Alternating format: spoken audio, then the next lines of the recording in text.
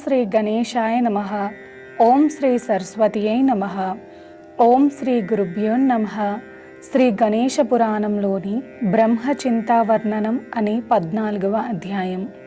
అప్పుడు సోమకాంత మహారాజు భృగు మహర్షిని, అలా గజాననుని ఉదరంలో అనేక బ్రహ్మాండాలను చూసి, ఆ తరువాత గణేశుని అనుజ్ఞ మేరకు బ్రహ్మ ఎలా సృష్టిని చేసినది వివరింపమని ప్రార్థించగా, ఆ భృగు మహర్షి ఇలా బదులిచ్చాడు.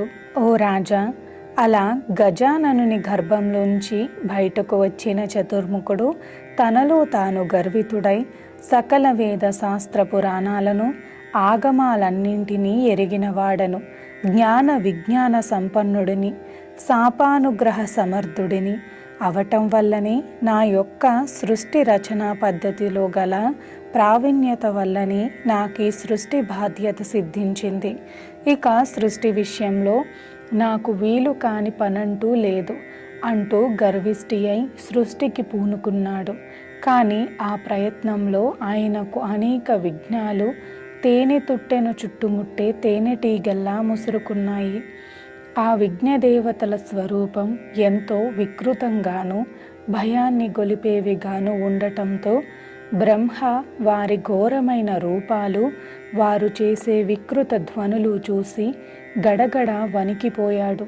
అప్పుడు కొందరు విఘ్నదేవతలు బ్రహ్మను కొట్టారు, మరికొందరు స్తుతించారు, ఇంకొందరు నమస్కరించారు.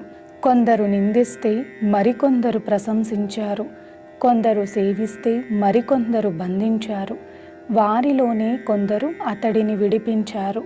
అలా విడిపించిన వాణ్ణి కొందరు అటు ఇటు ఇడ్చారు. కొందరు అతన్ని 4 ముఖాలను చూసి పరిహసిస్తే మరికొందరు ఆ శిఖలను పట్టి అటు ఇటు ఊపారు.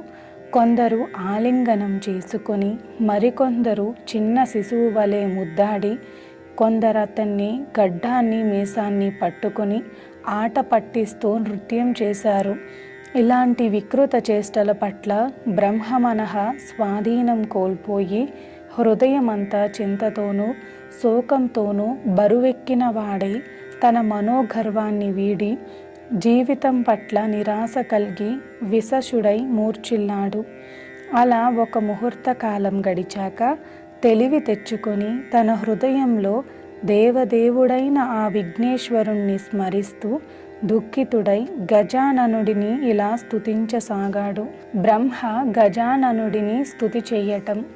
ఓ దేవదేవ, నాక ఆయుః ప్రమాణం ఎంతో ఉన్నది, చెయ్యబూనిన కార్యము ఎంతో ఉత్కృష్టమైనది.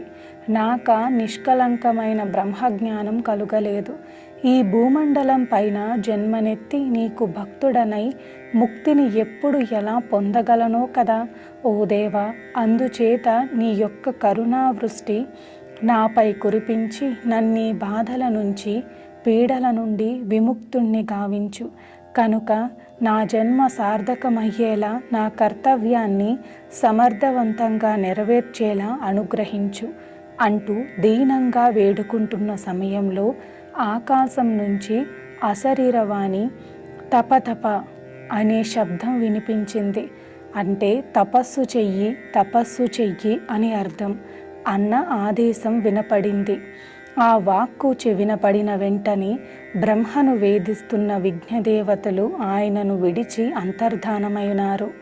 అప్పుడు బ్రహ్మ తన మనస్సులో తపస్సు చెయ్యడానికి తగిన స్థానం, మంత్రము ఉంటేనే కదా తపము ఆచరించగలిగేది అనుకుని తన తపస్సుకు అనువైన స్థానానికై అన్వేషిస్తూ వరప్రదుడైన గజాననుడిని హృదయ పద్మంలో ఏకాగ్ర చిత్తంతో ఇలా ధ్యానించసాగాడు. గజాననుని ధ్యానమూర్తి.